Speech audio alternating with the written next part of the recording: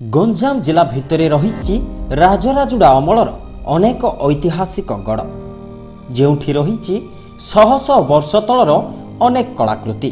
तेबे तत्कालीन राजा और ब्रिटिश मध्य युद्ध पर यह समय यार किछि भग्नावशेष और किंवदंती आज भी पड़ी रही। ब्रह्मपुर सहर ठारू पुराना ब्रह्मपुर पर लाठी और टामणा रास्तार प्राय 15 किलोमीटर रास्ता अतिक्रम पर रही एक ऐतिह्य संपन्न गड़। निघोड़ घंच जंगल भितर अणओसारिया रास्ता दे प्राय 3 किलोमीटर गला पर दृश्यमान हुए प्राकृतिक सौंदर्य भितर लुचि रही गड़।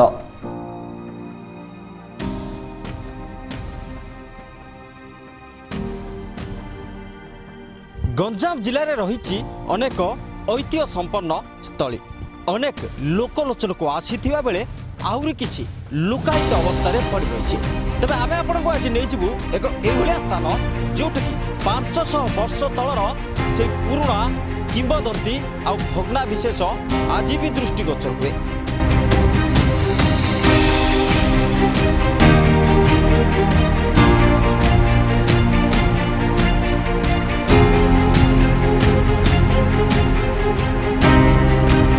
वर्तमान आम आसी पहुंचीचु गंजाम जिलार से ऐतिह्य संपन्न स्थली महुरीगढ़ ठारे, जहाँ इतिहास पृष्ठारू धीरे धीरे लिभिबारे लागिलानी। प्राय 500 वर्ष पूर्वे सेतेबेलर महुरी राजा यह महुरीगढ़ निर्माण करथिले। वर्तमान जार भग्नाविशेष आ किंवदंती आज भी उज्जीवित हो रही।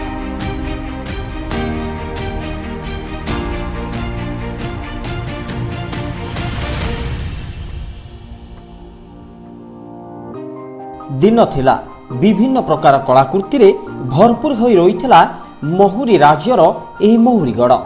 राजराजुड़ा समय एही गढ़र अनेक ख्याति थिला। केरांडीमाल पर्वतर मध्य भागरे आज की प्राय 500 वर्ष तले तत्कालीन महुरी राजा एही गढ़र निर्माण करथिले। गढ़र चतुर्पार्श्वरे रही जगन्नाथ मंदिर, राधाकृष्ण मंदिर, लक्ष्मी मंदिर और राजाराणी पोखरी, जहाँ दिने एही गढ़र सौंदर्य को प्रकाश करुला। हेले यह एवं जराजीर्ण अवस्था पड़ रही। धीरे धीरे यह महुरीगढ़र ना इतिहास पृष्ठार लिभिबारे लागिलानी। एबे भी सही पुरातन मंदिर रही किंतु ठाकुर नहांती। दिने दियो देवता चित्रपटरे भर्ती होई रहिथिबा एही पुरातन मंदिर एवं घंच जंगल भितर लुचिबाकू बसिलानी। सबुठारु बड़ आश्चर्यर कथा केवल गढ़र भग्नावशेष नुहे, सेठी रहिथिबा सरीसृप भी यह गढ़र वास्तवता को प्रकाश करुछि। जदि आगामी दिन में राज्य सरकार यह गढ़ प्रति दृष्टि दे यार पुनरुद्धार करती, तेबे यह गढ़ एक पर्यटन स्थलीर मान्यता पाई परिबो।